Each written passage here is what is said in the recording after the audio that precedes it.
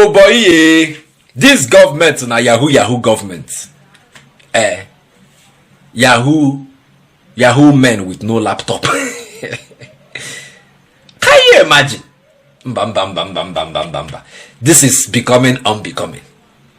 Is it that this government can never say the truth? That Ashijuru, they know how to lie. And for every lie they lie, it always gets busted. Did they bust them? No be this government come and tell us that time say Dubai don't lift their ban on Nigerians. That Nigerians can now travel to Dubai. You understand? Last now on top CNN we say na lie. Ever since then, they have been treading the path of lies, telling us presidential lies, APC lies, Tinubu lies, and all kinds of lies. Now, Tinubu come address us during the protest, the 10 days protest that just elapsed. He can't give us address on the 3rd and before today. Wait till him talk. You won't carry the blame, give state governors. When myself, I follow come out. Say, make we start hashtag, where is our money? Make these governors come account for the Billy. Wait Tinubu don't push, give them. Now Tinubu tell us, inside that address, he tell us he has given 70 something billion naira to state governors. And what he shall give them. Say he's trying to cushion the effects of his bad policies on Nigerians, because his policies are very bad. Policies that has engineered hunger and hardship. What else can you call it if not bad? So he said he don't give out money, 570 something billion. He was trying to push out to the state governor so that we can go and be holding our state governors accountable for what him, Tinubu, has given to them. The money, 570 something billion. Now governors don't come out now, come bustalize everywhere. Say na lie you know give them any money. Say the only money where he give them, now the money where them spend, their own state money where them spend during COVID-19, we World Bank can reimburse them through the federal government. Say now the money where they give them. Make I not talk too much. I want make una just sit down, hear this gist well. I go play on that video now. You understand? Watch it well, watch it well, so that you understand what I'm saying. You will even understand the state governors, because now they are now speaking up. When I mean state governor, both the APC and PDP, all of them are now talking. They say, Oga, no carry and come our side, no push blame come our side. Oga, carry your blame. You no give us any free money. Money where you give us now, money where we spend during COVID-19. We World Bank can reimburse us. Say you no give us any. I beg, make una help me watch this video. Then let's us meet in the comment section and analyze, dialogue, and know whether this government we should rename them again. Last government we had Elijah Mohammed in the last government, but this one now it can't be saying that the government itself, the person, the head of government, line be the line no sumba. Make una help me watch this video. Let us meet in the comment section. Let's watch together. Well, the Nigerian state governors receive any part of a certain 573 billion naira that President Bola Tinubu said was disbursed to them as economic relief for the citizens. All through the past week, a number of governors, including Seyi Makinde of Oyo State and Abdullahi Sule of Nasarawa State, did come out to deny knowledge of any such transaction. Who, between the president and the state governors, should Nigerians believe on this matter? And why should such a critical matter that could potentially affect the plight of millions of economically deprived Nigerians be reduced to partisan politicking? And what possibly can be the impact of bad governance and social upheaval on national development? We don't expect a high presidential speech of such critical importance addressing the nation as a way of ending national protests, that we will have basic facts of presidential action being disputed. So it will now have what looks like a presidential lie, and that's not a good moment for the president to lie, not just about recollection of facts. I was in Oyo, or I was in Owerri on 12th of September. well, it didn't go there. Those are minor. Or maybe an expression of opinion or self-description for purpose of political capital that didn't turn out to be true. That speaks to the president's maybe honesty. But this is about intervention, huge intervention that the president claimed to have made as part of addressing the hunger and the challenges that provoked this national protest. So to have it in the presidential speech speaks to a mindset of, one can say, fraud. I mean, whether the presidential speechwriters themselves, who embedded that fact and, shaped it to be like, look, Mr. President has actually been responding to these concerns by advancing this amount of money for states to deal with the outcome of these policies we are making. So in a sense, the president kind of rebuts the presumption against him that say, look, this is evidence. I've been doing what you tell me to do.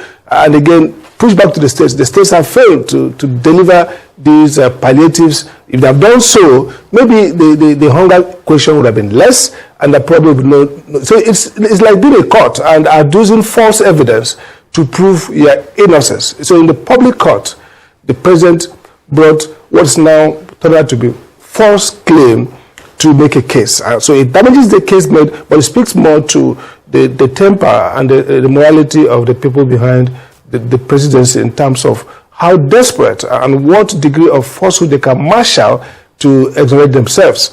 Again, it's like the president is also kind of, putting the state governors at risk. So, I mean, if state governors really received this amount of money for intervention to deal with hunger, which is not project-based money, then the question is, why didn't they, distribute it? Why didn't we see the impact? So, in other words, the presidential minders kick the can, say, guys, you are facing the wrong guy. This guy has done everything he could do. Look at the state governors. They're the ones who caused this problem. They're the ones whose failure of governance results in what we are facing today. And so, if that was true, then the president has made a case why we should now, pivot to the state governors as the villains in this case. Right. So the governors are right to, mildly fight back. Right. So for me, it was an error. It was a tactical, defense. Go ahead, yeah. Sorry. Yeah, Dr. Sam Amade, I'm sorry to interrupt you here because, you've used two very strong words to describe what the president had said. You said it, appears to be a presidential lie and even fraud. Mm-hmm. But the federal government, through the Ministry of Budget and Economic Planning, had put out an ad on July 22nd, to be specific, on This Day newspaper, announcing the reimbursement of 438 billion naira of this World Bank intervention loan to 34 states and the FCT. That's with the exception of Anambra and Kaduna. I have that ad right in front of me. And they said it's under a COVID-19 recovery plan, NG Cares. It's a program for results whereby states had to use their money to advance and to implement the program. They said the loan was given to states after the World Bank had verified the amount spent by each state, and the purpose of that loan was to help each state expand access to livelihood support of their citizens, that is also to assist in food security services, and grants, pay attention, grants to poor and vulnerable households. The president, in his speech had said that more than 570, this is what he said, and I quote, more than 570 billion has been released to 36 states to expand livelihood support to their citizens. That's all he said in that statement. That's what he said. And, now he says it's 36 states. In that ad, I saw 34 states, and it was, a little lower than 570. It was 438. So we're assuming that maybe the other two states left out has been included. That's yet to be fact-checked. And you're hearing your state governor, Seyi Makinde, saying that, his announcement was a misrepresentation of facts because the states are only being reimbursed funds that they have already invested. Now, how is it misrepresentation when the federal government itself actually had announced the same intervention, explaining exactly what Seyi Makinde had said? How is this misrepresentation? So let me answer very quickly. I mean, I think it's good you brought the facts. It actually refers to my position. Now look at it. A reimbursement presupposes a spend. So the state are being reimbursed. Many of those states, of course, the way government works, sometimes, loans and debts and all that. Okay, fine. Now, that's an advert for a program or a publication for a program which the World Bank, paid states. So states have an entitlement. The federal government, look at how it works. The federal presidency as the sole... It's the same exact program. It's state program. Yeah. No, the point I'm making is that that's not the president's speech. The content of the president's speech is a reflection of what government has done to deal with the outcome of the policies they are challenging. So that's why I use the word very carefully. I said, if that speech, there are many programs state governors have gotten loans for different things. And by the way, nobody should take the state government from responsibility because governance is subnational in the main. The point I'm making is that in a president's speech where you passing off, the pass off here was that in response to all these things, this is what we've done. We've done, not what the World Bank has done or what they said entitled to. For over a decade, this has been the birthplace of innovation. Innocent Vehicles is a testament to resilience, employing international best practices to create more than just a car. Every vehicle here tells a story of durability, fuel economy and safety. Crafted with the African spirit, the Nigerian heart. These vehicles surrounding me embody the unique concept of regionalization, each one designed to cater to the tastes and preferences of our people. From the streets in Nigeria to the terrains of the Sahara, these vehicles are designed for our roads, for our people. This is more than a vehicle. It's a symbol of our progress, our resilience, our collective success story. Your feedback drives us to continuously innovate and improve. Innocent Vehicle, the pride of African roads.